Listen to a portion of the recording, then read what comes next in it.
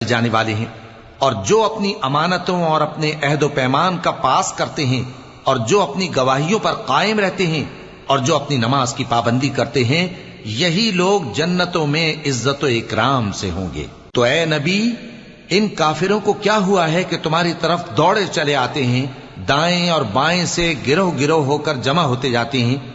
کیا ان میں سے ہر شخص یہ امید رکھتا ہے کہ نعمت کے باغ میں داخل کیا جائے گا؟ ہرگز نہیں۔ ہم نے ان کو اس چیز سے پیدا کیا ہے جسے یہ جانتے ہیں۔ پس مشرقوں اور مغربوں کے مالک کی قسم کہ ہم طاقت رکھتے ہیں، یعنی اس بات پر کہ ان سے بہتر لوگ بدل لائیں، اور ہم عاجز نہیں ہیں۔ تو اے پیغمبر، ان کو باطل میں پڑے رہنے اور کھیل لینے دو، یہاں تک کہ جس دن کا ان سے وعدہ کیا جاتا ہے وہ ان کے سامنے آ موجود ہو۔